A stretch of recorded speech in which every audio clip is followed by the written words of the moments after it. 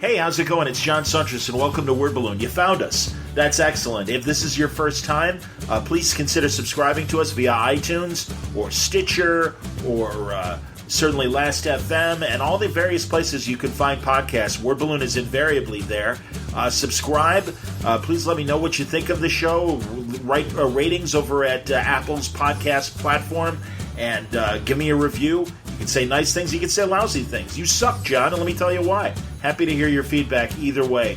But do me a favor and like me where you can and leave comments. And also, as always, email me, john@wordballoon.com. I'm interested in your feedback. I'm interested in what you're thinking about the content that I put here. Also, I have a YouTube channel under Word Balloon. Would you please consider subscribing there? I've got about 400 plus subscribers currently. I'd like to get to at least 1,000 and start generating more video content. So go to YouTube and click on the Word Balloon channel and please subscribe. Terrificon is back. The Terrific Comic-Con, devoted to, what else? Comic books and their creators, returns to Mohegan Sun Expo Center in Connecticut. The 3-day event features the largest gathering of comic book writers and artists. The largest of its kind in New England is on August 9th through the 11th. Terrificon producer Mitch Halleck promises this year's event will be the best con he's ever produced, with today's top talent, like Tom King, Donny Cates, Ryan Stegman, Clay Mann, Liam Sharp, Derek Robertson, plus legendary creators Jim Steranko, Chris Claremont, Jim Starlin, Jerry Ordway, and in his final con appearance, the one and only George Perez. Terrificon will be celebrating Batman's anniversary, as well as featuring actors from the Bat films, Billy D. Williams, Robert Wool, and Val Kilmer. Plus, Doctor Who's John Barrowman, The Flash's John Wesley Shipp, the voice cast reunion of Animaniacs, and Pinky and the Brain, and lots more. See for yourself why Terrificon is summer's hottest Comic-Con. This August 9th through the 11th, only at Mohegan Sun. For more information and guest list, visit Terrificon.com. It's terrific! Hey everybody, welcome back to Word Balloon, the comic book conversation show. John Suntress here. Wow, that Mad Magazine news dropped right before the 4th of July. I did that interview with Tim Seeley. We did it in the afternoon, and that evening, the Mad Magazine news dropped. They're winding down. It sounds like there's only going to be 2 more issues of new content, and then they're going to go to mostly reprint material. They might do annuals with new material in the future. As my guest suggests, maybe they're doing that to fulfill those last bits of subscriptions out there where there are active subscriptions, so they'll probably do that to fulfill whoever still has a current subscription. But it looks like Mad is on its way out. Now, again, the comic market has responded with some people like Eric Powell and the people at Heavy Metal saying that they will be doing some humor magazines. Heavy Metal's magazine, Soft Wood, was already in production, and I didn't even realize that I didn't put 2 and 2 together because I didn't know what Soft Wood was. It didn't occur to me that it would be a humor parody magazine. But Tim Seeley is editing Soft Wood for Heavy Metal. And like a dumbass, I didn't even have a chance to talk to him about that. Well, it's funny, since this weekend we were texting back and forth, and you can count on, at the very least, a small reappearance of Tim in the next couple of days or weeks to talk about Softwood in response to what's going on in Mad. But again, they were already doing that independently. And I'm disappointed. I'm really, really disappointed. Mad is an excellent brand that's been around for more than 60 years and went from being a comic book to a magazine, basically in response to the Comics Code Authority. Bill Gaines didn't want to be beholden to that. Kurtzman didn't either, and they started Mad Magazine. And first, well, I should say they started the comic book, but then they moved to the magazine to keep it going. And Mad became a cultural icon. And as I say in the conversation I'm about to have with Mike Kronenberg, it's a touchstone for its time. It was an important brand that it was the Daily Show of its day. There's no other way to describe it. With, that level of humor and that level of comedy talent contributing to the magazine. I'm not just talking about cartoonists, I'm talking about the writers as well. It was an amazing magazine. And I just think Warner Brothers kind of let it slip through its fingers and didn't know what to do with it. Think of all the things that came in the wake of Mad. People like Howard Stern and Stephen Colbert. Unbelievable comedians that all cite Mad Magazine as an early influence. Judd Apatow is another guy like that. It's a great magazine, and it just lost its way. This announcement came this week, but really it felt like Mad had been dying a slow death since the 2000s. I was excited to hear Bill Morrison was going to take it over a year ago, and then that kind of evaporated. So I guess the writing was on the wall for Mad. It didn't have to be, and it shouldn't, because, again, it's an important brand name that, much like Vertigo, you say Mad Magazine, even to a larger, I think, worldwide audience, they know exactly what you're talking about. They all know Alfred E. Neuman, despite Pete Buttigieg's protests to the contrary. Anyway, Mike Kronenberg is here for a couple of reasons. He's a big comic book fan. He's been on before. He wrote the Batcave Companion for Tomorrows, co-wrote it with Mike Urey, and massive comic book fan. Great graphic designer and guy involved with magazines for years. We talk about that. He helped Russ Cochran put together the EC collections, and that obviously gives him some knowledge and background about a lot of the great Mad creators who came from doing the EC comics. So we talk a lot about that. But we talk about Mad's heyday. We talk about what made Mad the great magazine that it was. And yeah, we talk about Bill Gaines and we talk about Harvey Kurtzman, but we also talk a lot about the cartoonists that made Mad what it was as well. So really great conversation. Really happy to share with you. Mike Kronenberg, who you know also as the associate editor of Ringside Seat, one of my favorite boxing publications. Well, today it's all about Mad, and it's all on Word Balloon. I hope you'll enjoy it. It's brought to you by the League of Word Balloon listeners. Thank you, League, for your continued support via Patreon. Greatly appreciated. Word Balloon continues to be moving in the right direction because of you. Word Balloon is free, but if you want to help the cause out and subscribe, you can go to patreon.com/wordballoon, or you can click on the Patreon ad at the front page of wordballoon.com. That'll take you to our website. Is Word Balloon worth $1 a month to you? Is it worth the price of a comic book a month to you? I hope so. I hope I bring the kind of content you don't find in other podcasts or on other websites as well. Thank you very much for your support, League of Word Balloon listeners. This episode of Word Balloon is also brought to you by Aftershock Comics. They are having an amazing 2019. They've been putting out incredible books for years. Things that have already hit the comic culture hard, like Animosity from Marguerite Bennett. Garth Ennis continues to do wonderful work for Aftershock, including things like A Walk Through Hell and Jimmy's Bastards. Cullen Bunn and Juan Doe gave us Dark Arc. We've got Phil Hester's Stronghold with Ryan Kelly, Donny Cates' Baby Teeth. Lots more great books and great titles that are coming out in the days and weeks ahead. Things like Joe Pruitt's horror anthology, Shock. Cullen Bunn's Knights Temporal. Of course, Chris Sabella just had Trustfall start. And then there's Matthew Klitzstein's You Are Obsolete, just to name a few.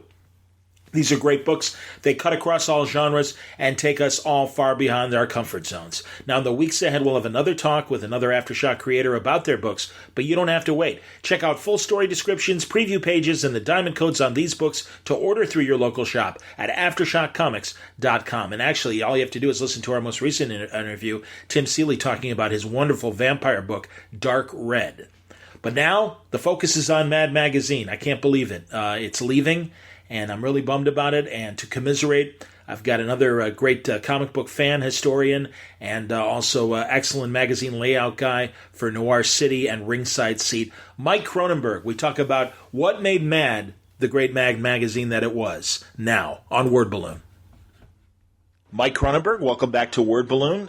We're usually talking about Batman and boxing, and I know we were both a little disappointed to read the news this week that Mad Magazine is going away. So today, a talk about Mad. Welcome. Thanks, John.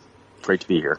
Well, I mean, I think we were all shocked. I mean, it's so classically, let's not release news. Well, actually, it came from the creators, and everybody, it seems, got their pink slips on July 3rd. It's a classic, big corporation way to, avoid controversy and hope that the news kind of just goes away over a long holiday weekend. I thought it was terrible. Yeah, I mean, I follow Evan Dorkin, and Evan, was pretty public about it and everything. And I guess, I don't know how to say Dan's name, the editor. Is it Tefler? I think so. Or Telfer?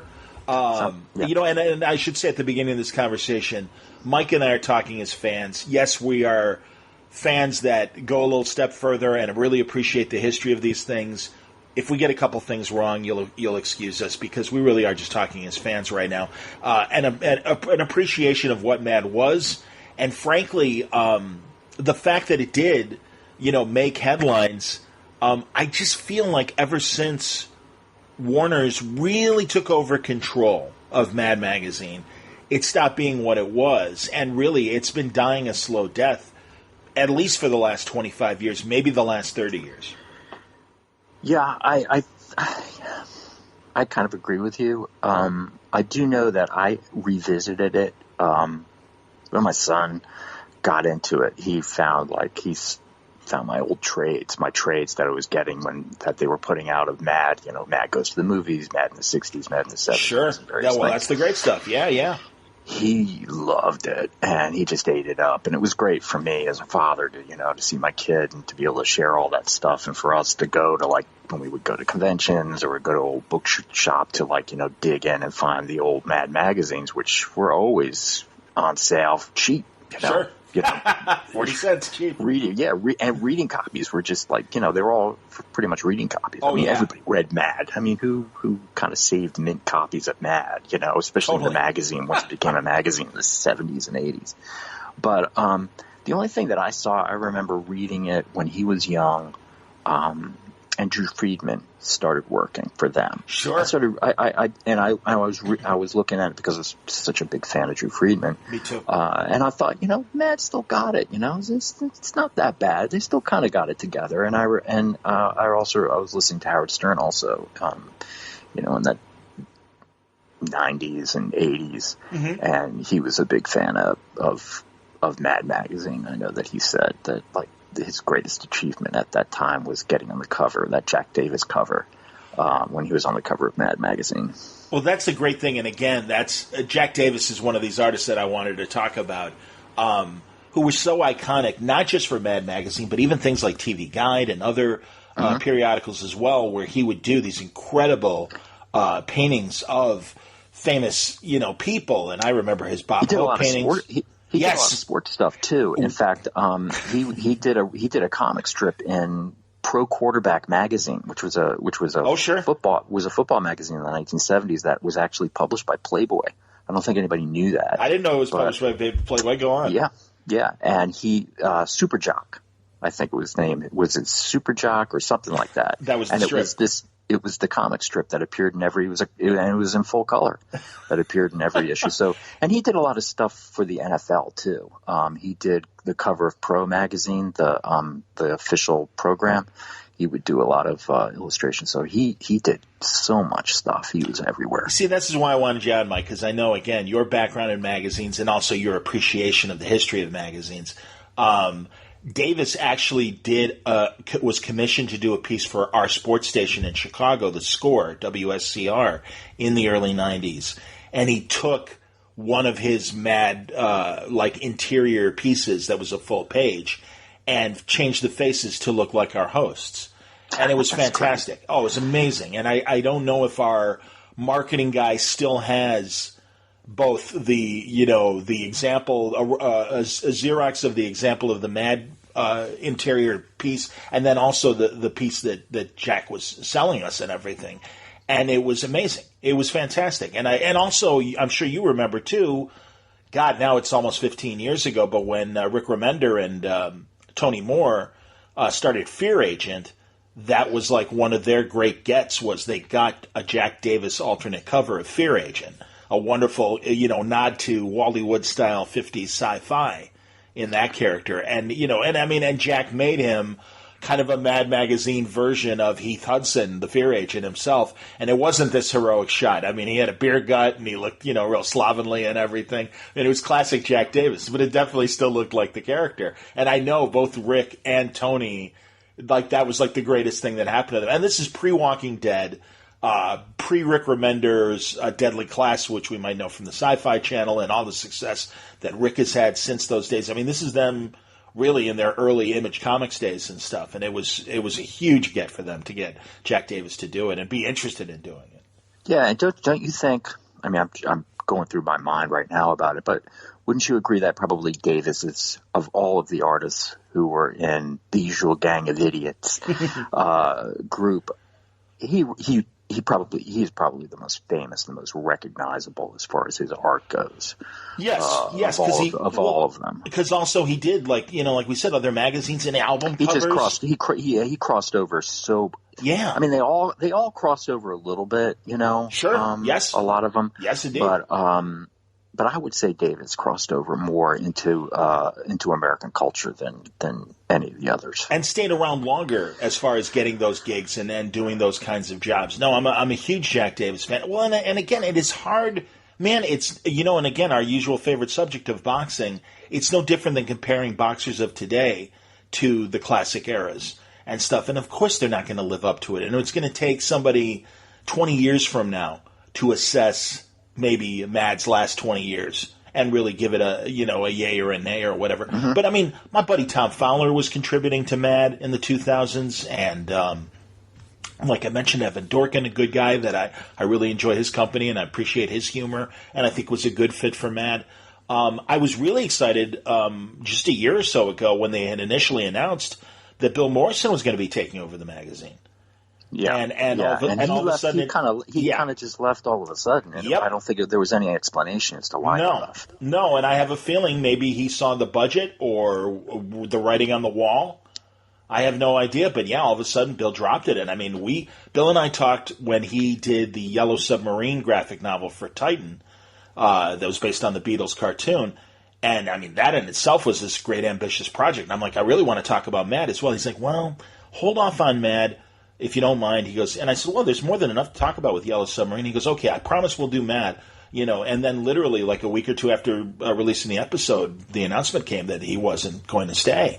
And I also met several Mad people on the digital side in recent years that were very excited about a lot of the things they were doing, and that they felt that Warner's was finally going to put a real push in Mad. Because you go to comic conventions, especially San Diego and New York, and you go to the D.C. booth or the D.C. area, and it always occupies this large area, and there are great murals of like Jim Lee art showing the Justice League, and great iconic shots of Vertigo characters and stuff. And then there was Alfred E. Newman. There was, especially as far as covers go, Mad certainly seemed to be on it when it came to Trump, and was perfect subject for them. And you thought, the brand is important. The Mad brand is important, and I mean, I read that also that that DC did have a Mad presence at the San Diego Con, so that's why. I mean, there are a lot of people who were like, "Oh, I'm not surprised by what happened," and that's why I'm kind of surprised by what happened because of the brand that DC kind of represented, and I just kind of felt that. Warner Brothers, with all the money that they've got, that, you want to keep that brand going no matter what you have to do, even if it means, not having necessarily a staff that worked the magazine, and that the magazine would just be done by freelancers. And you would just have an editor, one of the editors who happened to work, who may be one of the editors in DC among their group of editors who do different comic books, be the editor, and then everything else is done by freelancers. Because I saw some people talk about how, the budget of having a staff that had to be paid a salary was one of the things that was a problem. Sure. Sure. I just see it's like, why can't there be an answer? Why can't there be something that they try to do instead of what they are going to do, which sounds like, use whatever new material that they've got left, which sounds like 2 issues. There's 2 issues left of new material. Yep. And then move on to reprints, nothing but reprints to the way it was made to sound was like, oh, well, we're going to just keep doing reprints and there's no date when it's going to end, when it really sounds like they're going to just fulfill, subscriptions with the reprints and not have to deal with that mess of having to return people's money. Right. No, and then end the magazine. Yeah, I kind of think so too. I mean, they talked about maybe, annuals, yearly kind of publications of some sort, and that maybe to keep I would assume to keep the brand going, just in case. Well, that's again, it's just like a couple of weeks ago with Vertigo. It's like, why would you ditch these brands? I don't know. I mean, they're so iconic, and in the case of Mad, over 60 years, I forget if it's 67 or I think it's 67 years. That's just insane. And then further, like with Vertigo, in a much shorter life, has really, you know what you're getting with Vertigo. And it's like, it just doesn't make sense to me that, like, they're like, well, we're concentrating on the DC brand. It's like, then put the DC logo next to Vertigo. Put the DC logo next to Mad Magazine. And exactly. What you're saying is that they're look, you're creative people. You've got creative people in-house, Why can't there be some kind of solution to these things? Why does Vertigo have to die? Why does Mad have to die? You're a $1 billion corporation. But that's the problem is that you've got these pencil pushers and you've got these suits who all they think about is money. Yes. I just wonder sometimes about comic books, you think about is Disney and Warner just keeping comic books going just so that they can keep their brands going so that they can make multi-million-dollar movies, because when you're talking about the amount of sales and another excuse about Mad was the sales, Sure. The last I saw in 2017, they were selling 140,000 per issue. Yep. It's not too bad when you think about comic books in general. Absolutely. That a comic book going over 100,000 is good. That's a celebration. Those sales. Absolutely. Right, exactly. Absolutely. When you and I both know that back in the 70s when we were reading comic books, if a comic book was under 200,000, it was going to be canceled. That's right. You're absolutely right, man.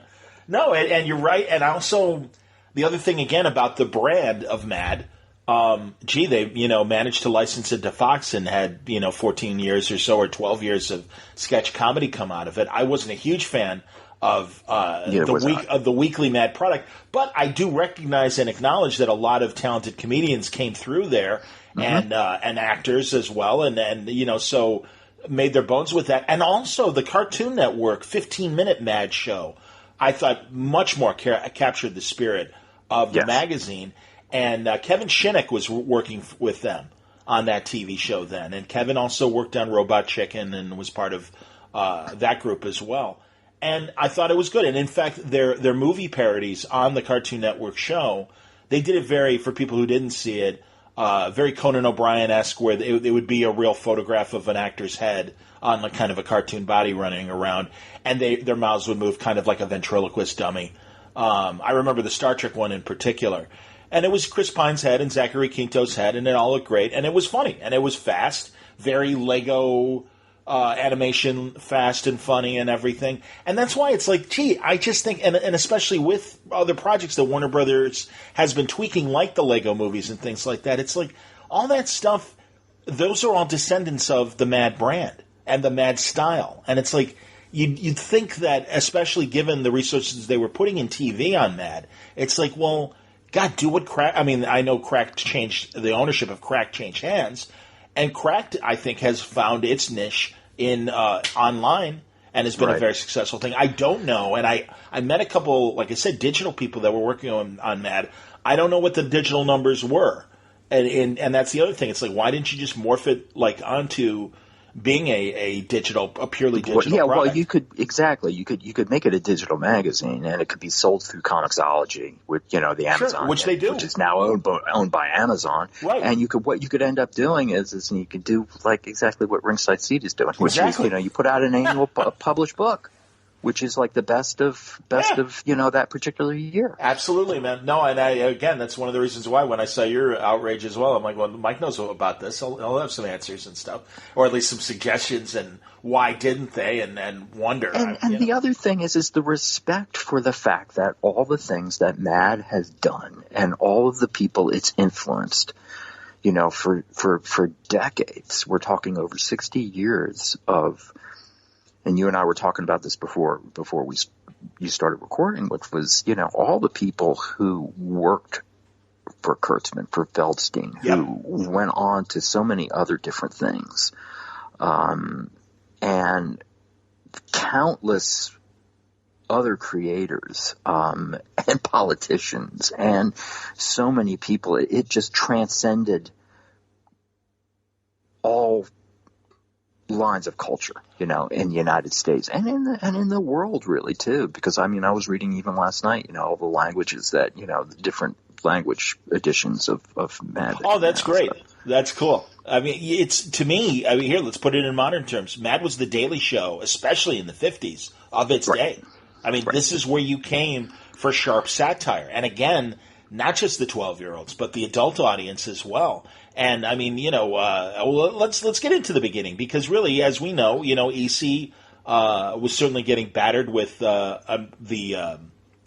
Worthams and the Senate juvenile delinquency. Well, the Kefauver, the subcommittee on juvenile delinquency, yes. Right, which had been targeting and harassing, Gaines and his whole line. And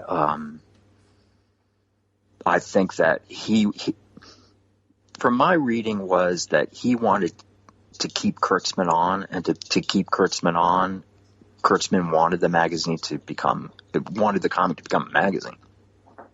Which was a brilliant move, because then it took them out of the Comics Code purview. It wasn't under the same, thing. The comics themselves, they're iconic. And that run, I don't even remember how many issues it was. But it's funny, I saw you as you flashed a couple of photographs of you saying, hey, I'm doing some prep work and stuff. And of course you had Super Duper Man. Which is to be honest with you, I wanted to talk about that, because that is really kind of like the demarcation point where Mad really gained steam and became something really special, where it affected outside of its own readership. Because the comic was doing just okay before that. EC's. What people need to realize is that the horror line for EC sold. It was just unbelievable how much it sold. And one of the reasons that the Comics Code came about, one of the reasons that the Kefauver, juvenile delinquency trials came about, and focusing on comic books. And the pressure that was received specifically from EC was because of the competitors, EC's competitors. Yeah. The jealousy. The absolute jealousy. And there was such corruption involved in the distributorship of comic books and magazines. It was so terrible. And I know you're reading Bill Shelley's biography of James Warren, as I am, and a lot of discussion about the distributorship and distributors and what publishers had to deal with the distributors and how crooked it was. Yeah, man, that was eye-opening when I first talked to Neil Adams, and I asked about all that, because from his era and stuff, and this is even a decade earlier when it came to all the EC nonsense. But yeah, we'll stick on subject. By the way, people, if you want to hear those Kefauver commissions, WNEW in New York actually did record several of the hearings, and the audio does exist. And I've heard Gaines's testimony, and there's at least 90 minutes of testimony out there. Not only was EC being beaten up by its competing comic book publishers, the comic strip artists all kind of ganged up as well. Right. And are like, certainly we wouldn't do this in our nationally syndicated newspaper comic strips. No, please don't, put us. Well, we could do a whole show on on the status of comic strip artists at that time and comic book artists, because comic book artists were the slum. Yep. Comic book artists were thought of by the rest of the world, by print media and so forth, as being commentators on society and how important they were and how brilliant they are, and comic books, slums. Yep. Those were the slums. Oh yeah, the absolute slums. And you're absolutely right that comic strip creators, writers, artists were definitely coming down on EC and what Gaines was doing. And the heat that the comic book industry was feeling was another reason why they put the pressure on on Gaines and the whole line. I mean, if you read, and I actually read this years ago because when I was working for Russ Cochran, read the rules about the Comics Code, especially when the Comics Code first came out. I mean, there were things that was just, they're targeting EC. They were just targeting EC, like saying, you could never use the word weird in the title of a comic book. You're not allowed to do that. Well, meanwhile, the two of their comic books had weird in the title. Weird Science, absolutely, yes. I don't remember. And there were other things. There were other words that couldn't be used. Right, horror and horror couldn't be used, and it's ridiculous. Anyways, but that, especially too, because it literally happened right. And again, we're going to probably mention this Jim Warren biography that Bill Shelley just put out. It was literally just a handful of years before the Shock Theater television package of movies from Universal came to television syndication, and all of a sudden, we all know Svengoolie, and I have gotten to know Rich on a personal level because he's a Chicago guy, but all that started around this same time. So while comic books couldn't do that, television was welcoming this, and all of a sudden, this giant interest in horror suddenly perked up again. So it's really kind of ironic that and what's brought up and what Bill Shelley brings up in the Warren biography, and it's so true about that whole craze that was going on that Jim Warren took advantage of by creating Famous Monsters of Filmland, was that monsters became popular, and the monsters suddenly were heroes. Yep. And that the kids, all these kids, who were, disaffected and, weren't popular or whatever, actually were able to relate to the monsters who were, sympathetic in these movies. When you watch these, when you watch the Universal films or you watch King Kong, the original King Kong, sure. The monster is always sympathetic. So you're right. EC just missed it because that was all that came right after. Yeah. It came, 5 years after or less. It's something, within 5 years, definitely. So Kurtzman, like you said, he kind of, gains to keep Kurtzman. He starts Mad as the comic and stuff. Did Kurtzman stay when it became a magazine? When did Kurtzman leave? Yes. And when did he stayed, and I don't know how long he stayed for, but he stayed long enough to do some really amazing things, and by utilizing black and white and the better print. Harvey Kurtzman's dream was that he wanted a full color, slick magazine. He wanted to be the editor and creator of a satire magazine that was going to be, up there with Life magazine or Look magazine at the time, or New Yorker magazine, which was going to be high end and humor, and that he could creative control. But it was definitely a step up from what they were printing on as far as the paper goes, and that it was black and white, and it was a larger format too. So he took advantage of it because Kurtzman was just such a genius.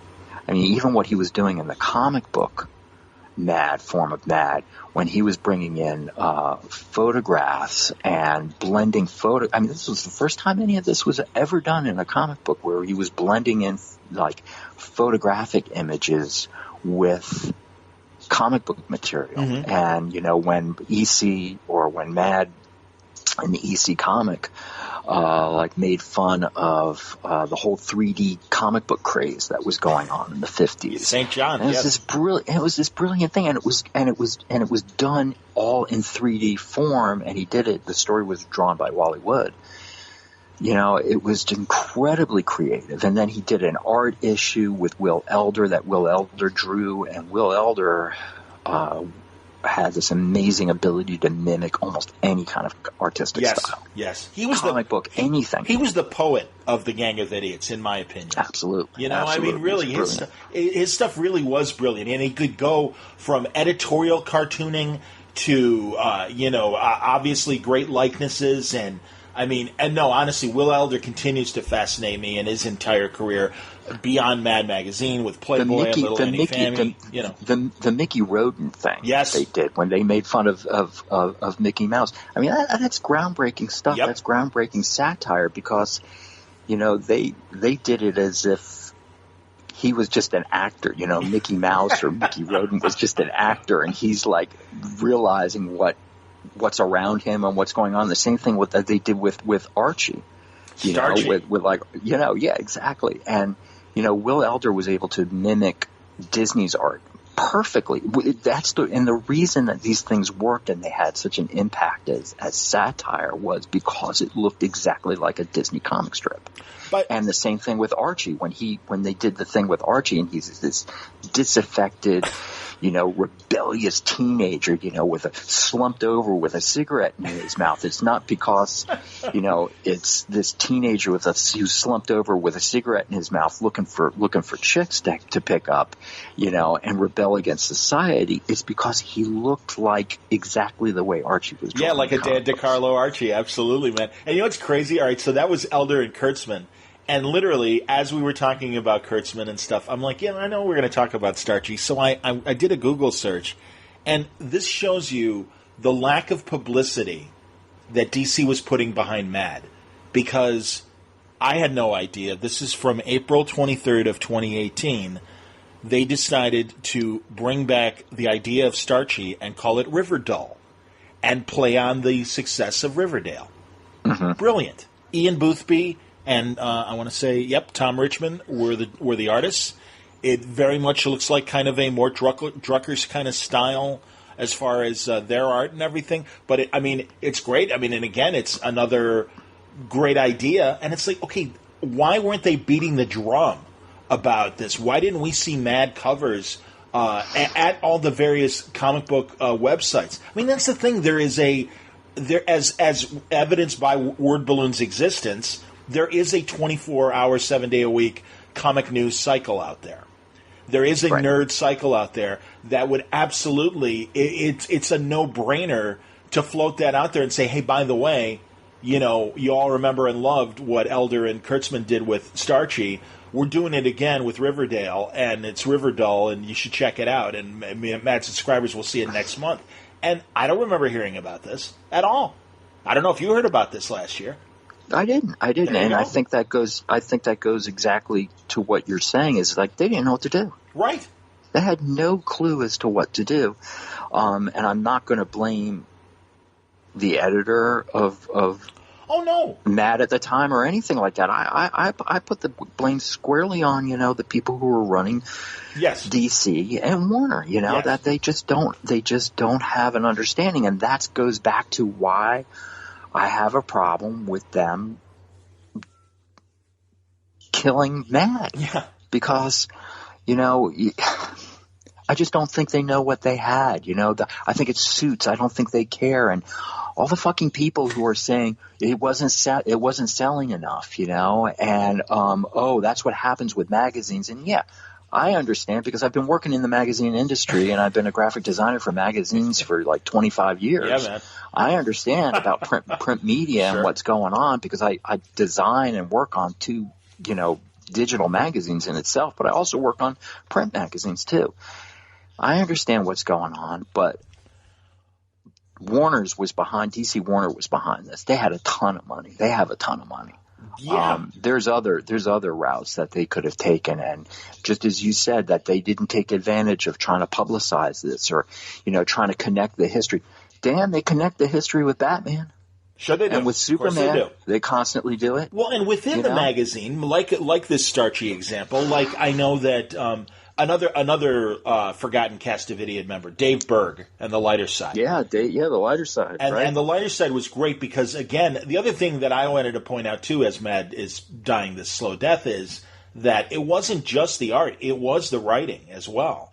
And I really felt that Berg, who had a very nice cartoon style and everything, those were great parodies of everyday life. And it was Dave Berg on the lighter side of medicine and Dave Berg on the lighter side of homeowning.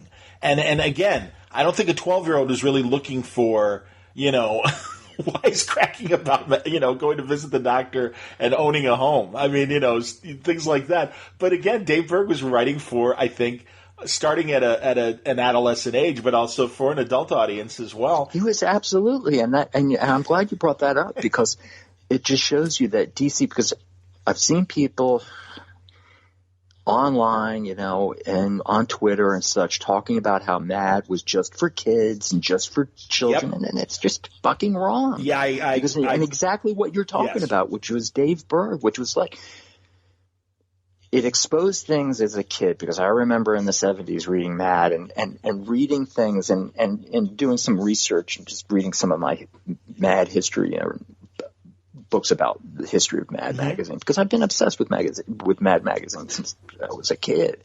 And that, you would read things as a kid and you'd look at it and it's like, it could be anything. It could be something about sex. It could be something about drugs. It could be something about politics. And it was like, you read it, it was like, whoa, what is this? And you may bring it up to your parents, and your parents are like, what? Where did you read that? Where did that come from?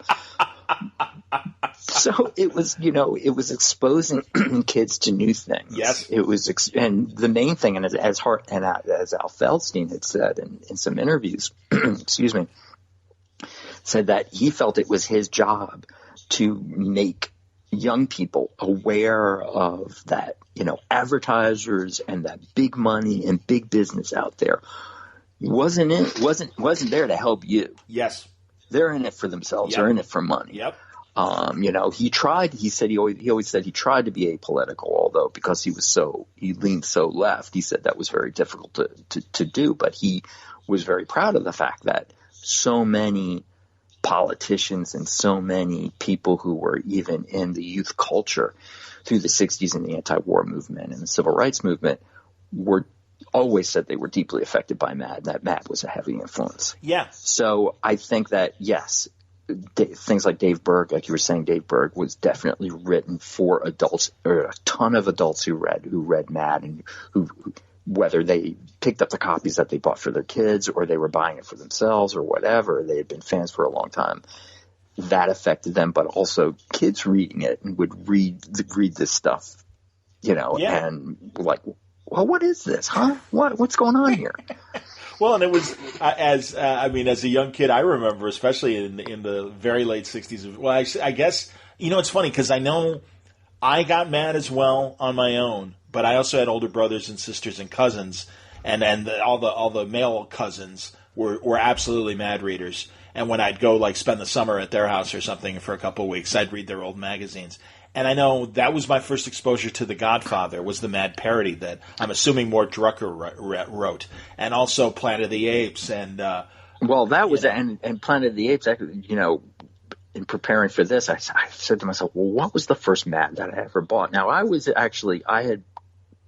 buying Famous Monsters before I was buying Mad. Okay. Because I had a brother who was he was into Famous Monsters and who was into the horror films, and who would take me. He's much older than me, and he would take me to the library or to some of the revivals in Miami that were a convention or whatever, because conventions back then used to show 16 millimeter, horror movies. Absolutely. And things and old serials. Yes. And things like that. Yes. But I eventually got into Mad on my own because I started loving comics and Famous Monsters and things like that as a kid at the newsstand. And the newsstand became like my heaven. Sure. I mean, that was like the place. I had one place in particular that I went to. I mean, they were like second family. The guys who worked there were like my second family practically.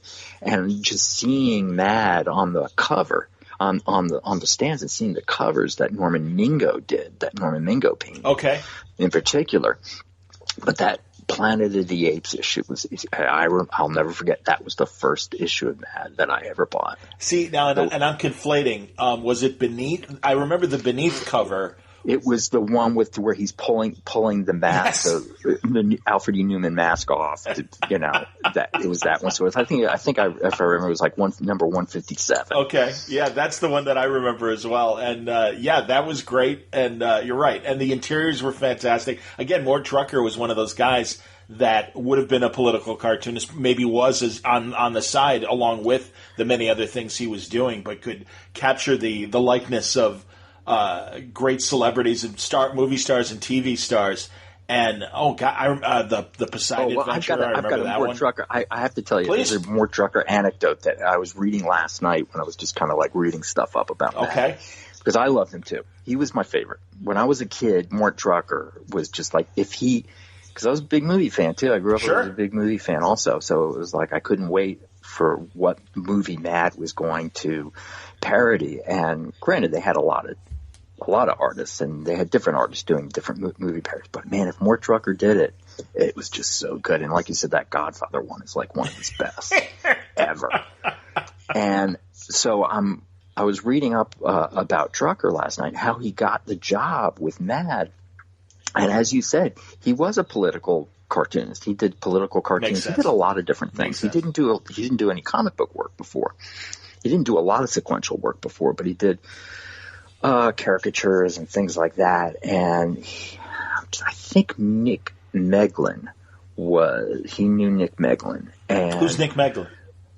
Nick Meglin was one of the guys who was at Mad from the very beginning, and Meglin eventually was one of the lead writers, and he eventually became one of the editors. Okay. And I think it was Meglin and John Ficarro, who became the dual editors after Feldstein retired in 1994. Okay, yeah. Go on. So Meglin, he came to, I guess Meglin knew Mort Drucker, and Meglin and Mort Drucker came up and to the offices, to the Mad offices, and Feldstein and Gaines were listening to a Brooklyn Dodgers game, and they were huge Brooklyn Dodgers fans, and they didn't want to deal with it. They was like, we don't want to. We're listening to the game. And Meglin and Drucker were kind of bothering them, and showing Drucker's stuff, and he said, "Look." Feldstein, I think it was Gaines said, "Look, if the Dodgers win this game, I'll hire you. If they lose, get the fuck out of here." The Dodgers won the game. Drucker was hired. Absolutely, man. No, that's awesome. And he was brilliant again. And really, I'm sure it's ironic that of course I think Mad will continue to repurpose its classic material because it is so iconic and it is so amazing and stuff. I was going to say about the lighter side, they did bring the lighter side back and they did give it to new cartoonists' hands. With apologies, it just didn't resonate the way that Berg did. Berg really hit that right period of suburbia and that Levittown and everything. Yes, and everybody leaving the cities and suburban life really getting started. I mean, that was the thing. Mad went hand in hand with society, whatever was going on. And I do think that the newer versions tried, but I don't know, they just didn't. In some cases they did, but I don't think enough. And also, I don't think they promoted the product enough because, again, I am finding little bits here and there of recent Mads where I'm like, oh no, that's funny. Somebody should be talking about this. So I've heard that Drucker story as well. And let's talk about Feldstein for a minute because I really think that was, with apologies to Kurtzman, I really think that was Mad's prime. And maybe because that was when I was reading it and stuff the most. But I really do think that after Kurtzman left, it could have been the end of Mad. And instead, thank God, and Feldstein was already there. But I really do think Feldstein stepped up. And absolutely, I don't think he gets enough. I don't think he gets enough credit. Absolutely. When people want to talk about is Kurtzman. Kurtzman and Gaines. Yes. I am not going to deny Harvey Kurtzman and what he did. Oh, of course. As I was talking about previously, the innovative things that he was doing with the medium and with satire and just the broad idea of satirizing. First comic books is what he was doing, and then satirizing movies and television and products and advertising. Pretty amazing stuff. But he blew it. You probably know about how he lost Mad. Yes.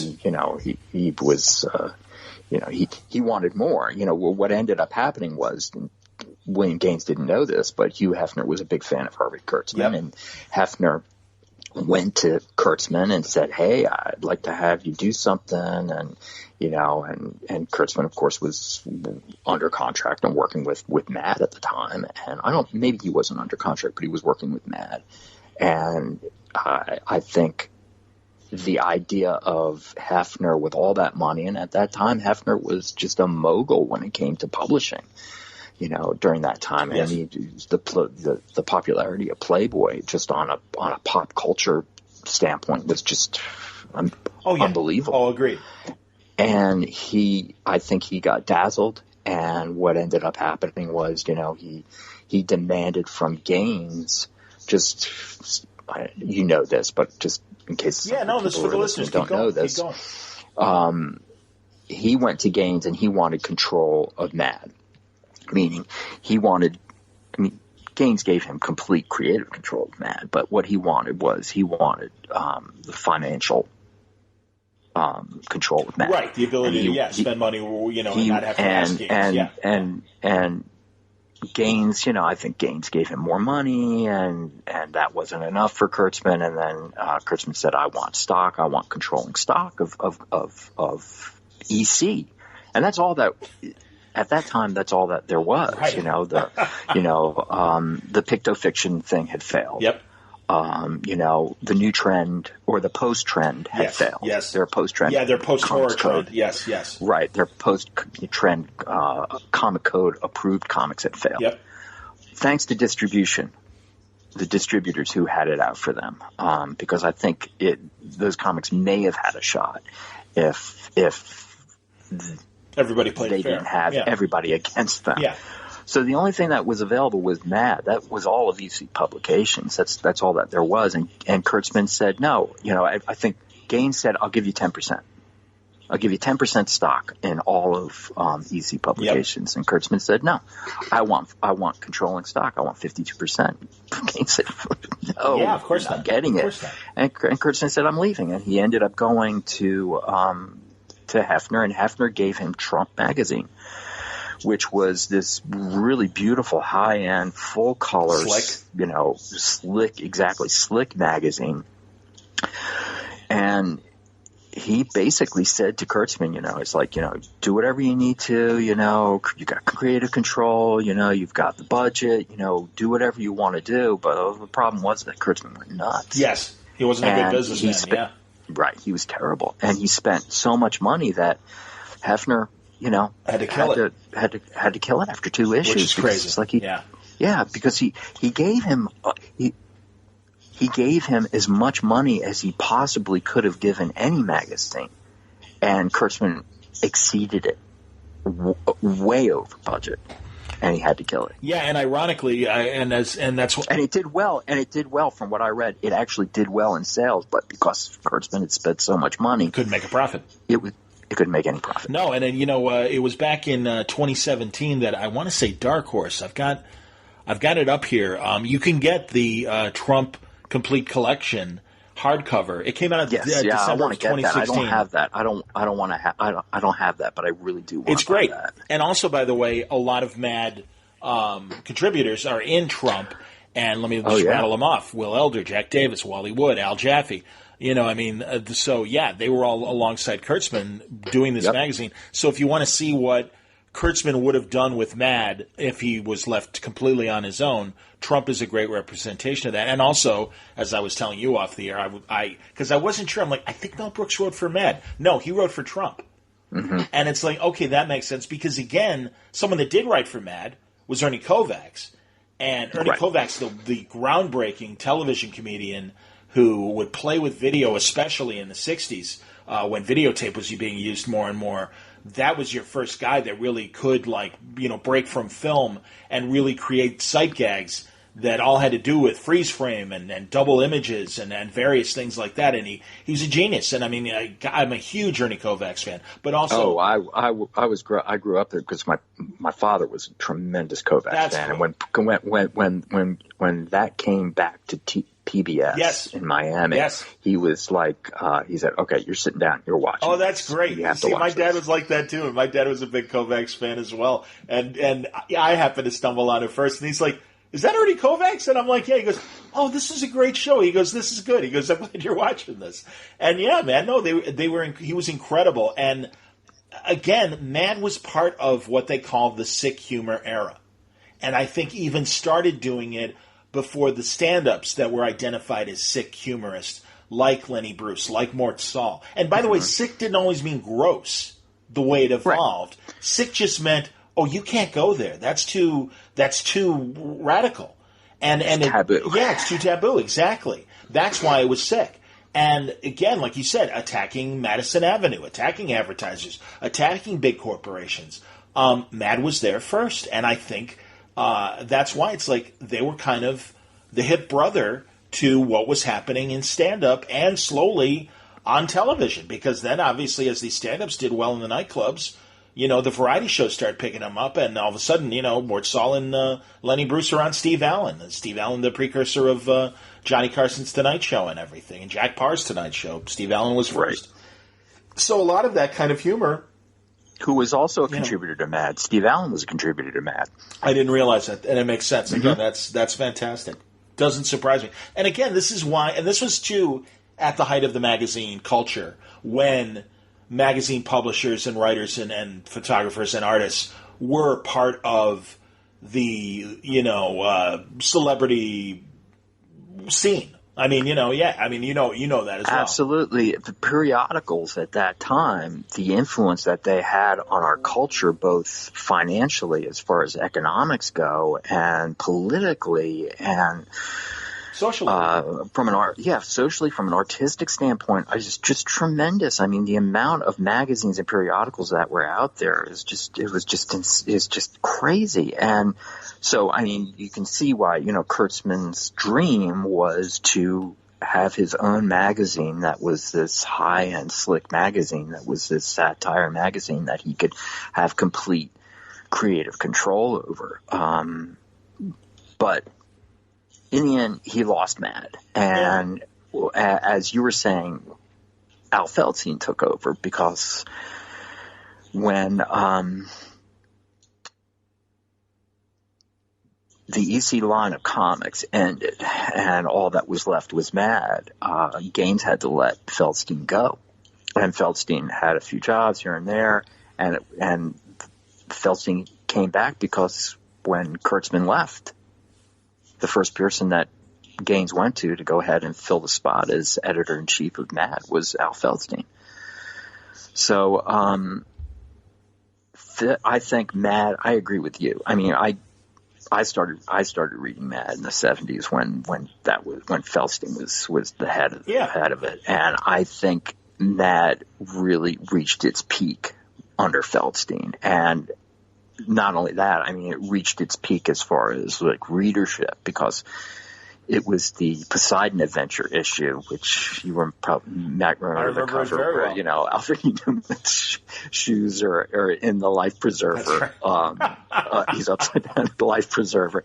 That was the issue that it reached close to 2.5 million in circulation. That's crazy, because I do remember buying that issue, and I do too. And the great, and the interior matches the cover in terms of it's a great satire of the Poseidon Adventure and great character likenesses. Was that a Drucker job? Yeah, Drucker did that. Makes sense. Mm-hmm. Okay, yeah, that was terrific. And I forget who was at Cracked, who was the great parody artist. John Severin did. Of course it was John Severin. Shame on me. Yeah. John Severin was the guy who did Crack, and as a kid I preferred Mad. Me too. But it's not that I did not buy Cracked. I would buy Cracked every now and then. I didn't buy Cracked. I'd read it for my friends and stuff, but go on, yeah. But I loved the John Severin's art was fantastic. Oh yeah. And some of the other artists, and you know what, I can't recall because I'm sure there were other guys who were like, comic book people, comic book artists, famous comic book artists who actually worked at Cracked and were doing stuff there. And I can't remember who, but John Severin was the main guy that I remembered who I think he, like Mort Drucker at Mad, he got like the prime satire for a particular television show or a movie or something like that. Well, Cracked started in 1958, so literally on the heels of Mad. And I'm going to look up, and Saul Brodsky was the founding editor, and of course Saul Brodsky had his time at Marvel as well. Yep. And I'm interested to see, like you said, some of these artists that did work at Cracked at the time. Well, and also in its own success, then Gaines didn't he create Panic? Was another magazine that he did. Panic was a comic book, and it was actually when Mad became a success after the Super Duper Man actually came out. And I think the reason that was the success for Mad was not only because of how far out that satire was and how crazy that satire was, but also because DC, or at the time, national periodicals, national publications, came after them and tried to sue them.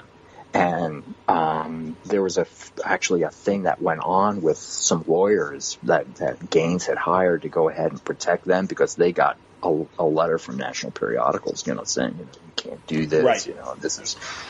Anyways, Kurtzman ended up saying, just leave it alone, just forget about it, because there is nothing they can do about it. It's satire, Right. And that was true. But the publicity because of that, when you had nationals, trying to sue or threatening EC. Sure.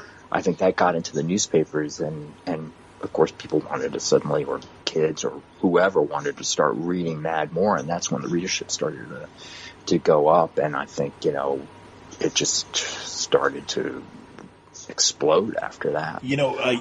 But Panic, going back to what you were saying about Panic, was Panic, when they started to see the rise in sales, Gaines decided to start another comic book that would be alongside, with a humor comic book that would be alongside of Mad, and Feldstein was the editor of that. So that was his comic book. So he was doing that before he took over the editing of Mad. Right, and it was at the same time that Mad was coming out. The comic book version was coming out that Kurtzman was the editor of. So and Panic ended up ending its run when EC decided to go ahead and close down their New Trend Comics. I'm with you. Okay, that makes sense. By the way, a couple things about Cracked. Kim Thompson, the Fantagraphics co-publisher, when John Severin died, he said, "I don't think I'm alone in thinking Cracked, as far as most of its run, as being a bunch of crap and John Severin."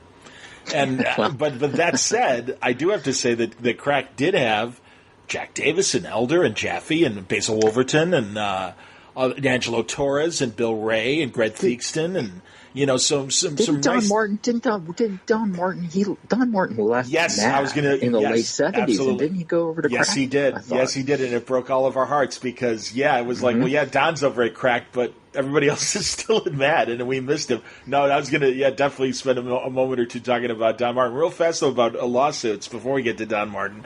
One thing I read was that George Lucas's lawyers tried to sue Mad over the Empire Strikes Back parody. And the funny thing was they had no idea that in the meantime, George had written a personal letter to Will Gaines telling him how much he loved the parody. And so that was Gaines' response to the lawyers, like, wow, George seems to like it, and sent them a copy of the letter. And he said that's the last time I heard from them. Exactly. So, I was reading the same thing last night. I thought that was hilarious. But Don Martin, my God. I mean, what a unique, singular talent that his style and his irreverence. I mean, and there's a couple others that we'll get to too. But God, I mean, that was who I think the 12-year-olds and us were all really like going for was Don Martin. And I was talking to my wife about Mad. She read Mad that's great. As a kid also. You married well. She never forgot that Don Martin cartoon where with Rapunzel and there's the guy saying, Rapunzel, let down your hair so I can climb up, and she goes over and her nose hair comes down. Oh yeah, I do remember that. Oh, I do remember that. That was perfectly encapsulates Martin. Yes. And his like ability to go ahead and just kind of like have this kind of gross out humor. Yep, sometimes. that was your sick humor. That was your gross out humor. Absolutely. There was the sick humor. I never forget also the Martin strip where like the two guys it's like the two hippies are going ahead and they're sitting at the table and they go, "What are we going to have for dinner tonight?" And one of them said, and they both have long hair and beards, and he says, "We're going to have soup tonight." And they both have bowls, I remember like this. at the table under them, and they drain their beards. One of the guys squeezes his beard, and the soup comes out from under his beard into the bowl. Yeah. That's awesome. One of the ones I remember was it was a husband and wife. The wife is clipping her toenails. The husband's drinking a beer, and a toenail flies from her foot into the beer. And he's like, "Edna, that's disgusting." And then the next panel is her looking all discouraged. Behind her is a giant poster for an upcoming toenail clipping contest. He's like, "We're 2 weeks away, and that's as far as you can fling? You're never going to make it to the finals with that kind of move." And it's just, that's, and again, for people who love The Far Side, obviously that was inspired by a lot of Don Martin humor. I'm trying to see when he started. Okay, so he started in '56. That's when Don Martin joined Mad. But oh my God! And they said at its peak, each issue would carry 3 Martin strips of 1 or 2 pages each. And he went into I think 78 or 79. I think he went into the late 70s. I know, and that's when he left. Yeah, I was going to say, let's see when he left. 87. Oh, 87. Okay, that's so close enough. To the 80s. Okay. And again, and his last contribution showed up in '88. So there you go. But then he was with Cracked for 6 years, and then he started his own magazine called the Don Martin Magazine, which is interesting. I don't remember. I do not even remember that. And then he had a comic strip from '89 to '93 called The Nutheads, and he continued to draw into the '90s. And this is sad. I guess he just developed a degenerative eye condition, but he continued to draw using special magnifying equipment. I know a few cartoonists that did that as well. Didn't you think about him as almost like the 1970s version of Basil Wolverton? Sure. Sure. He had that really distinct, very odd style and stylized people. Oh God, yeah, big eyes, those long faces that were got very, very, very like a Stan Laurel face, but not the same kind of eyes, not the twinkly kind of small eyes, but giant. And the giant feet, the giant drooping feet, the feet that the toes would flap over. When they'd step, the shoe would actually it almost had a break in the shoe where the toes were, and they would flap over. Oh no, Don Martin was amazing. Well, and of course, and thank God he's still with us. The great Sergio Aragones, and all the wonderful things he would do in the margins. And damn man, that margin art was amazing. Absolutely, it was amazing. Well, and that's the great thing. I mean, and you'd really look at it. And God, and I remember being in grade school and taking advantage of a science class magnifying glass. And really blow him up and everything. But no, they were fantastic jokes. And he's such a sweetheart of a guy. My God, he's such a wonderfully friendly and warm guy. I love Sergio. I've only gotten to hang out with him a couple times, but every time he's been incredibly gracious and a very sweet man. And I'm glad he's still with us. I didn't realize. I did know Al Jaffe was with us still.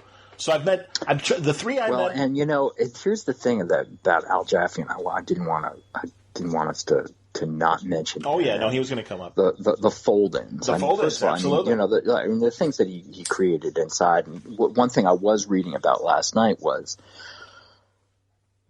Mad had a specialty of creating gadgets and the idea of this is what's going to happen in the future and this one book that I was reading about actually kind of chronicled which ones actually came true. Things crazy. Pac-Man being the named man of the year.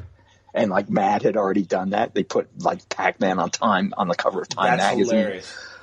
But Al Jaffe, a number of things that Al Jaffe had come up with in some of his different spots, like the trash compactor and, things that he had seen ahead of time, like things on the computer, like spell check on the computer, just things that he had put in his gags because he was a bit of a Rube Goldberg type of guy. And I mean, which can be seen with the way he created his fold-ins.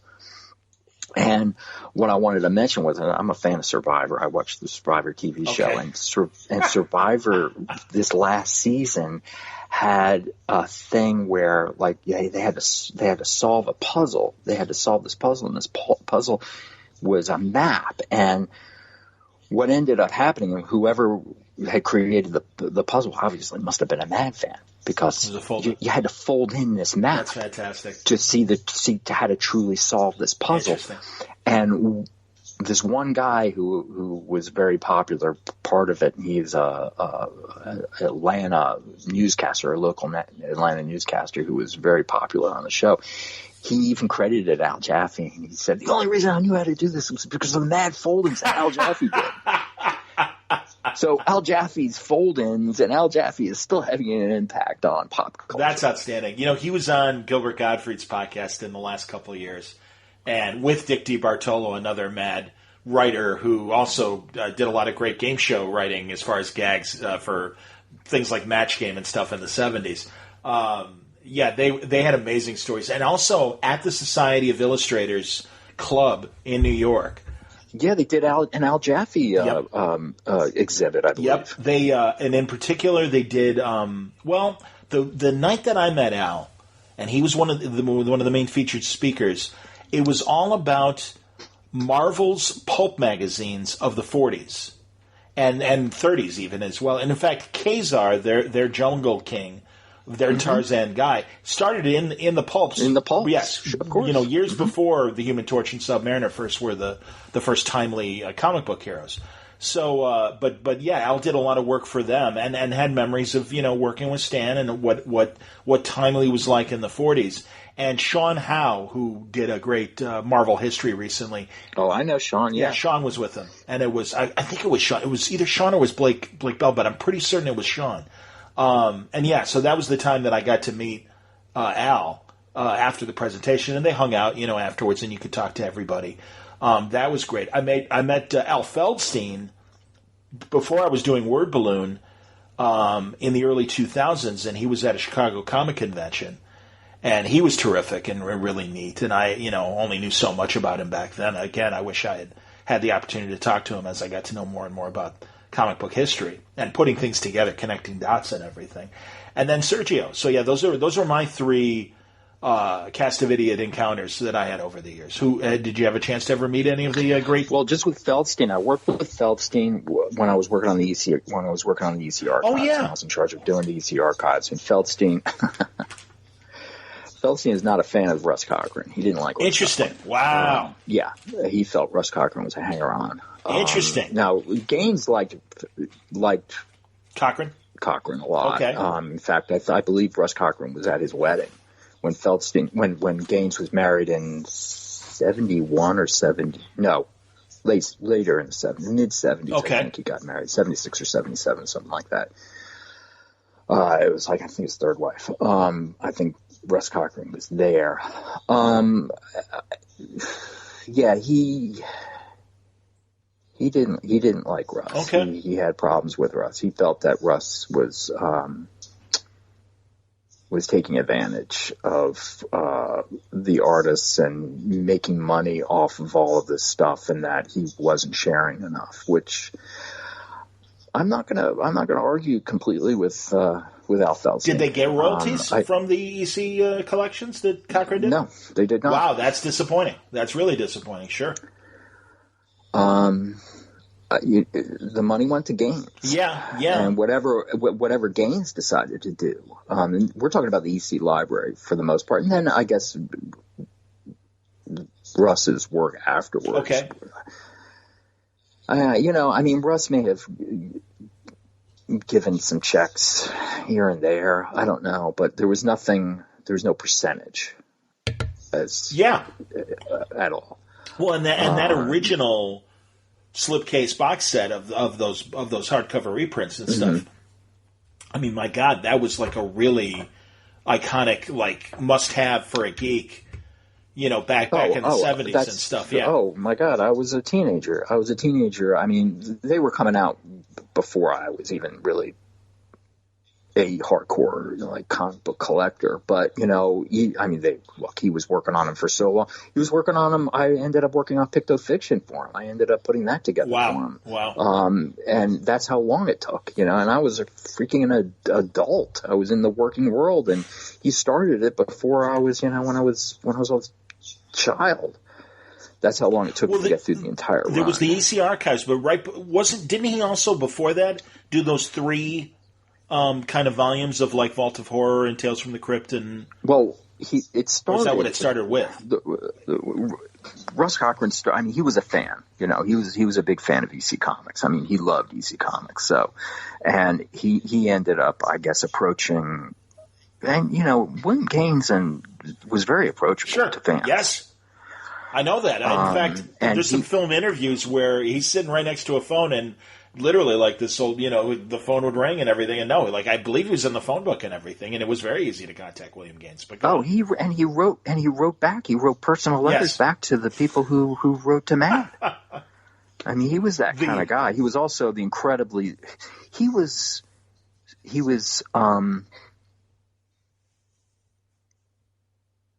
there was this dichotomy to him. He could be, on one hand, he could be incredibly generous in the sense that he always paid his freelancers as artists on time. He paid good rates, even back in the days in EC when the new trend was going on. Mm-hmm. That's why he got the best artists, because he paid them well and he paid them all on time. But he could also be incredibly stingy, and like fire people over like a long distance call that they shouldn't have had. Right. And then on the other hand, he would take the entire staff on as long as you contributed enough pages. There was actually a page count. You had to reach a certain page count for that year as a contributor for Gaines to take you. And if you did not, you didn't go. If you even missed it by one page, he wouldn't take you. Wow. He would shun you and not take you on the trip, but he would take the entire staff on this these elaborate trips abroad, all over the world. Yes, they went to the Soviet Union, they went to Russia, they went to Japan, all kinds of places. But I think that he was very approachable, and I think Russ was able to kind of get in as a fan. Russ was a math teacher at the time. And he was able to get Gaines to agree to let him have the rights to go ahead and publish portfolios.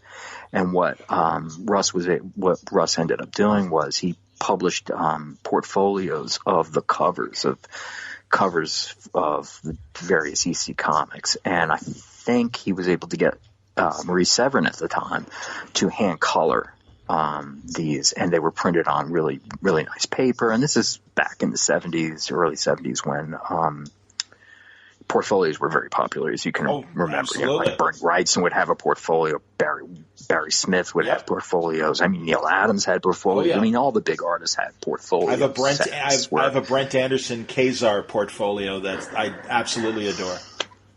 Exactly. Marshall Rogers had a Batman portfolio that I loved. So it went from that, and I think the next idea that Russ had was that he knew that Gaines had kept all of the original art of every single EC page, every piece of original art. No one had. He kept every single one, and they were all unevolved, along with what were known as Gaines file copies, where I think he would pull back, I don't know how many, that were uncirculated copies of every single issue, every single EC comic, and I'm sure Mad magazine also. And he put them in the safe, and put them away. But what Russ ingeniously wanted to do was go ahead and reprint, the entire EC line from pre-trend, all the stuff like Crime Patrol and Moon Girl and things like that, going to New Trend when it was Tales from the Crypt and Vault of Horror and Mad and those comics, and then post Trend, where you had Piracy and Valor and Psychoanalysis and things like that. Psychoanalysis, that's right. And then Picto-Fiction, which would be the last one, which was their last, kind of desperate attempt to kind of avoid the comics code and do the shock and the horror stuff as in a magazine, kind of almost graphic novel format. So he was able to convince Russ by just hanging around all the time, and apparently he made a kind of a nuisance of himself, and Feldstein was completely annoyed by him. I mean, Feldstein's sitting there trying to make a magazine go, and you had this guy who's hanging around, all the time, wanting to do his own publishing venture. So that was a struggle, and credit to Russ, he was able to convince him when we were doing the EC archives to go ahead, and what I ended up was designing a special slipcase edition, or actually it was in a clamshell box with this special leather-bound cover that I actually designed for I think we did Weird Science, Weird Fantasy 1. Okay. And the idea was, I think 50 copies to be signed by Feldstein. So, and then sold for a lot of money. Sure. I mean, it was a premium, and it was ingenious because we actually put in, archival gloves, white archival gloves, because it was like white leather. Yes. with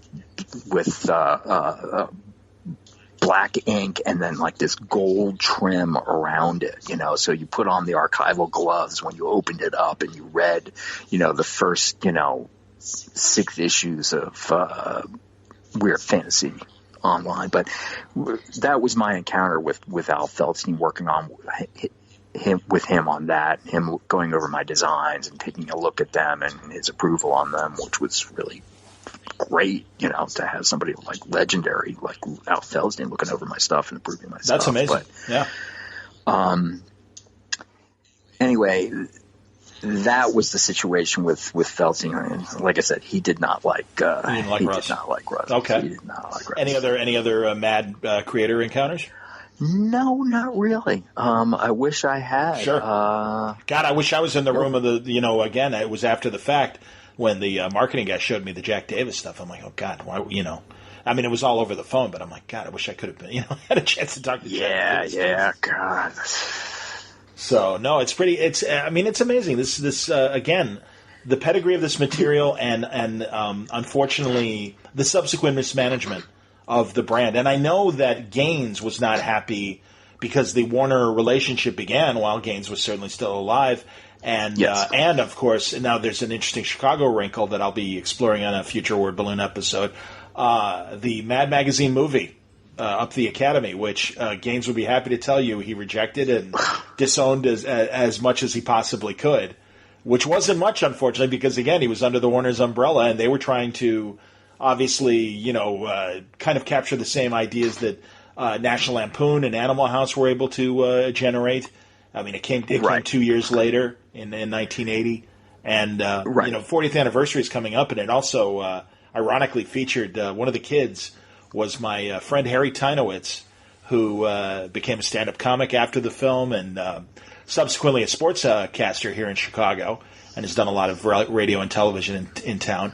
And, actually, I reminded him. I'm like, hey, man, I don't mean to bring up a sore subject, but the 40th anniversary of Up the Academy is next year. And he's like, oh, wow.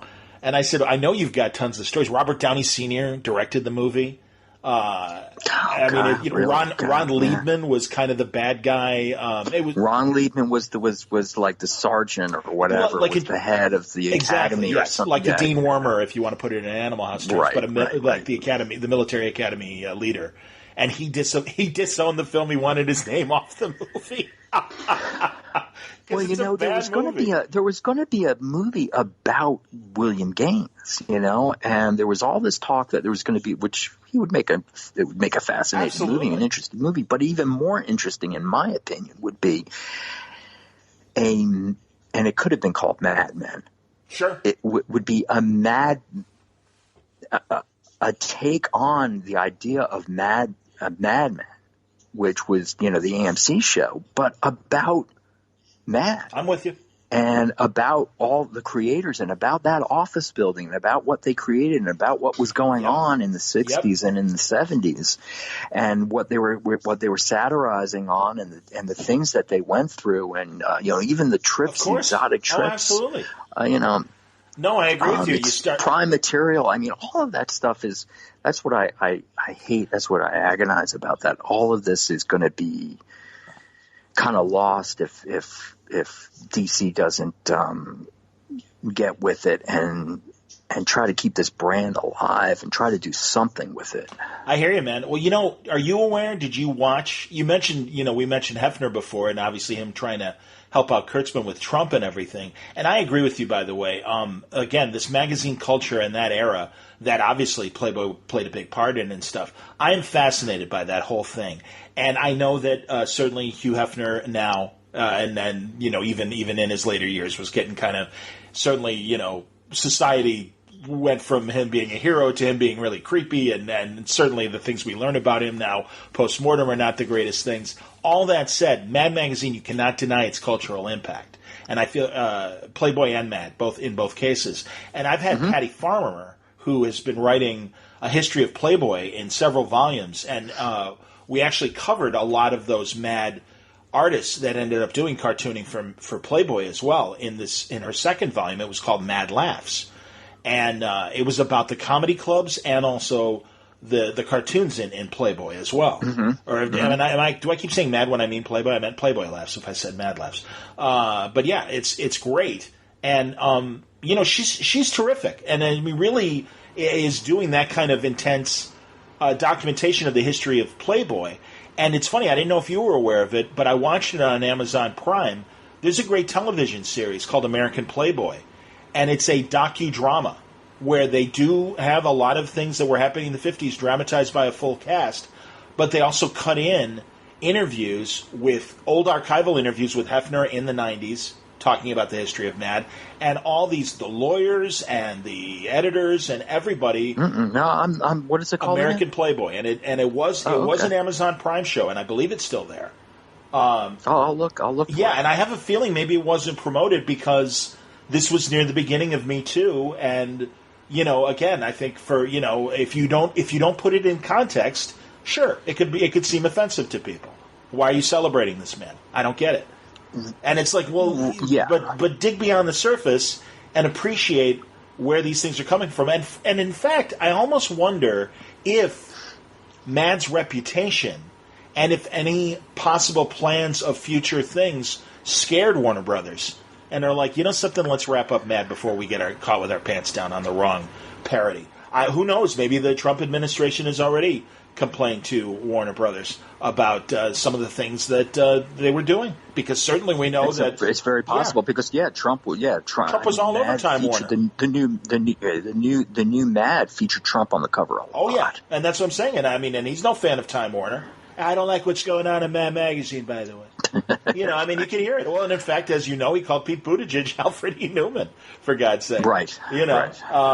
But also maybe that is a testament, because that was the stupid, or well, I guess it wasn't the snappy answer to that stupid remark from Trump was, I don't know who Alfred E. Newman is, and Pete Buttigieg. So I'm sure he does, but I can appreciate that. And again, generationally, maybe people don't know Alfred E. Newman anymore. I don't know. I think they do. I think a lot more people do than I agree. We think. I think that it's part of that brand. It's so iconic.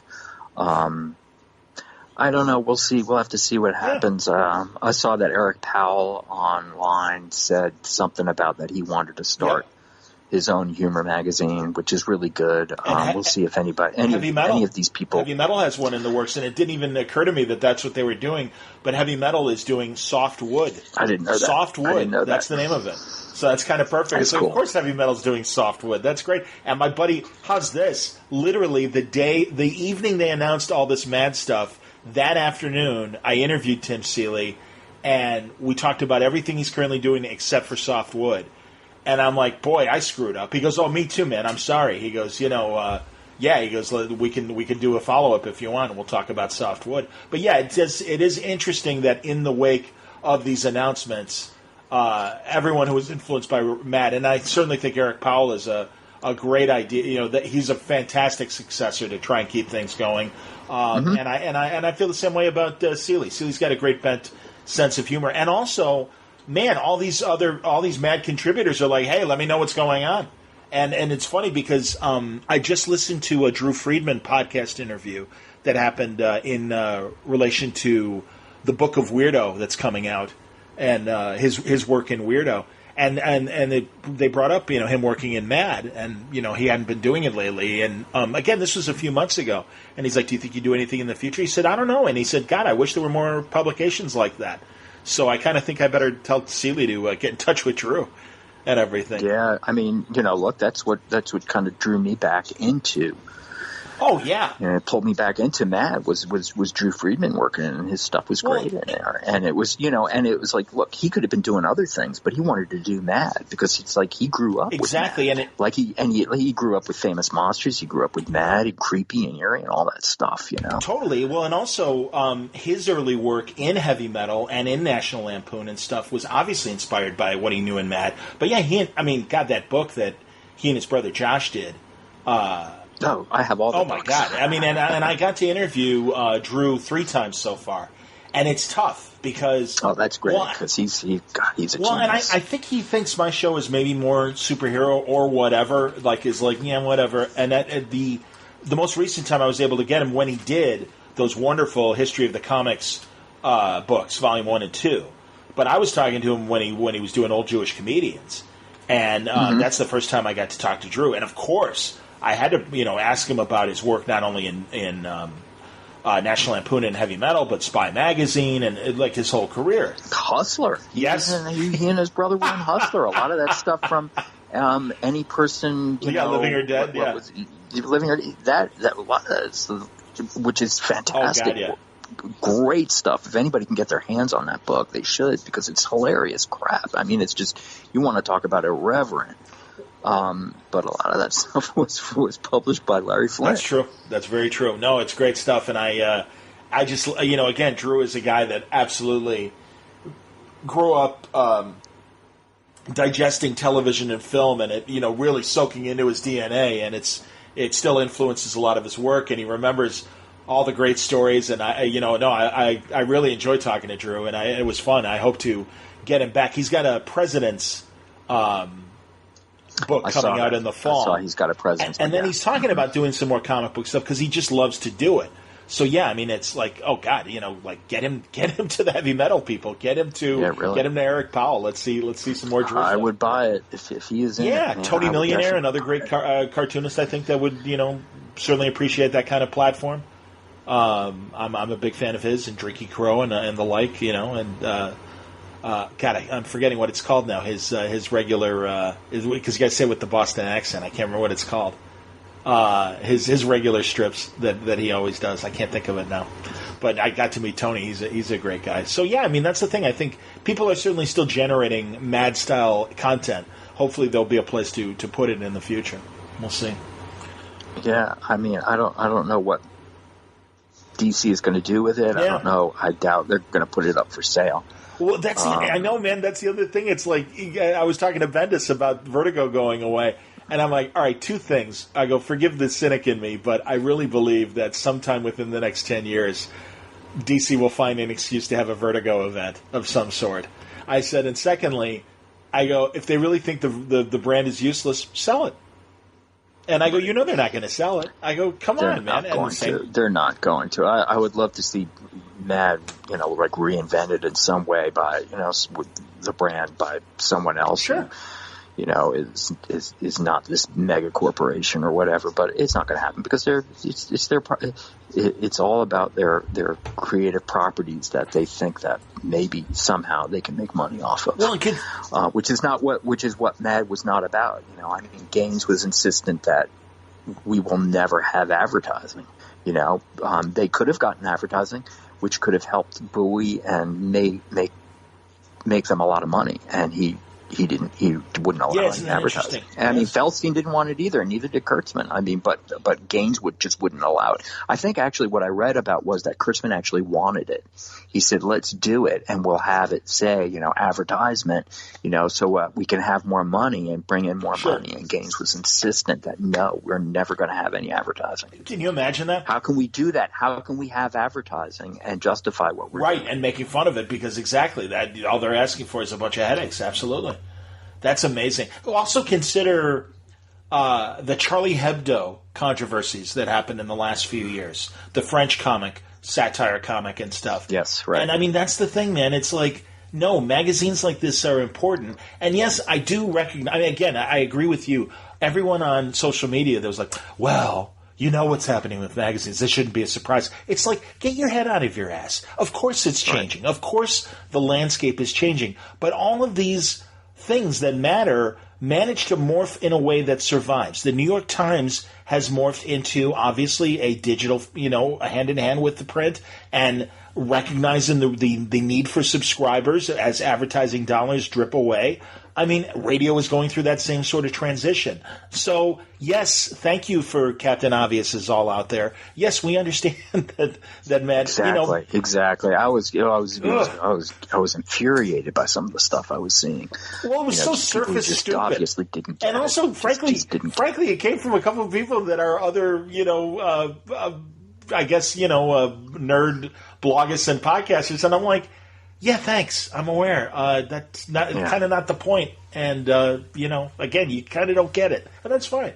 I mean, it's, when's the last time you read Mad Magazine? Well, you're right. But you know something? A lot harder to find than it was when we were kids. And also, by the way, we mentioned that they were a presence at San Diego. And, yes, they had signings and there were murals of all the Mad stuff. To me, that was a lot of show. And a lot of, beyond that convention, what kind of, again, effort were they putting in to promote? The Riverdale example is a prime example. I had no idea this was going on last year. And with all the heat that Riverdale was generating, you'd think that, Warner's would have like, hey, look what we're doing in Mad with Riverdale. We're making fun of that. I don't know. Right. But we'll see. Any other final thoughts as we wrap up here? No, I think I've said it all. And my hope is that somehow, it comes to light. I just don't have a ton of faith because it's DC and it's Warner. I just don't have a ton of faith that it's going to be something as impactful as it could be if someone else actually took it over. So I'm trying to think of who loved the material and had an understanding of like the legacy that and the satirical legacy and importance that Mad was. I'm trying to think of current comic historians that might be able to tell the Mad story. And like you say, I agree with you. I think it'd be wonderful to get a TV series about Mad's existence. And well, actually, I was thinking about more like a dramatic. I hear what you're saying. That I think you could do a dramatic series about the tale of all those guys. No, I agree with Gaines, being the publisher. I think that would be. I think if somebody wanted to do actually a series about that, it would be great. No, I agree with that. But I just wonder again because at the very least, and especially given that we've been reading Bill Shelley stuff about Jim Warren and creepy and eerie and famous monsters of filmland.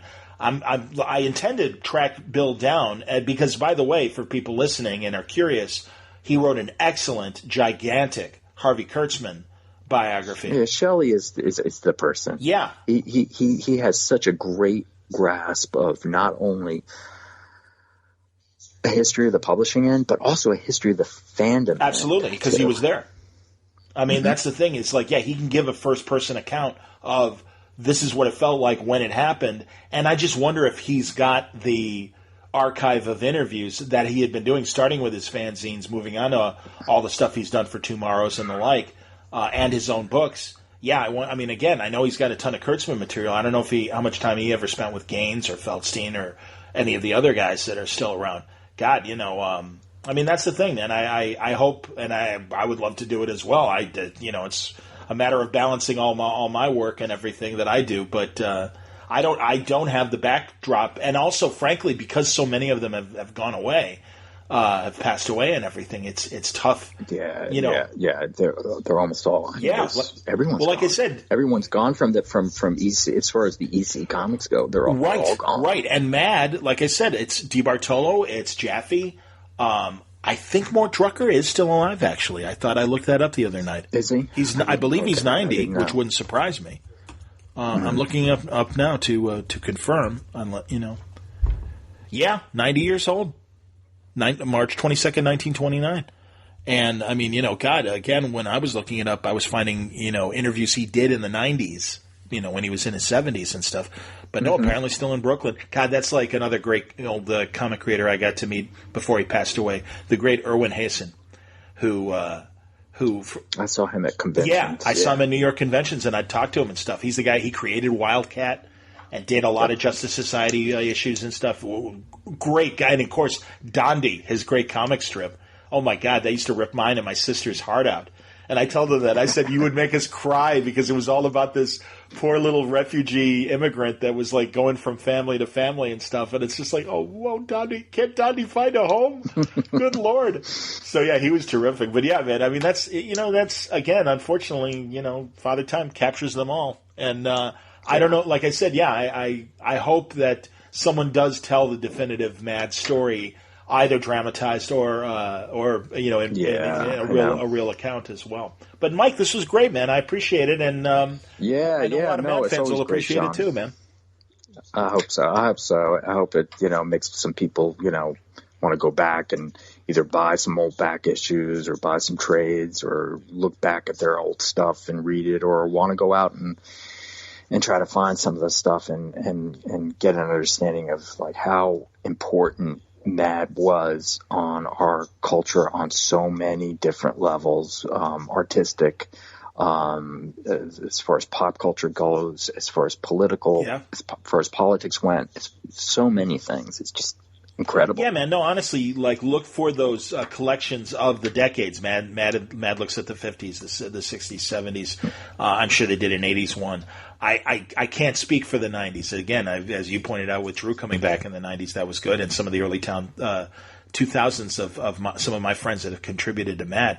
But, man, I'll tell you, like I said, it was the Daily Show of its era. It absolutely was. It was. Yep. And sure was. you really want to get a sense of the satire of those early days from the 50s through the 70s and stuff. Mad is absolutely a destination that you have to hit. And the art is unbelievable, amazing. The art, specifically from the 1950s through, I would say, the mid 70s, the mid to late 70s. Amazing art. Unbelievable. Absolutely, man. No, these were geniuses. And again, if you really do appreciate fine sequential art and stuff, you will find amazing examples that just weren't happening at Marvel and DC. They were happening in Mad. Definitely. So, Mike, thanks a lot for talking today.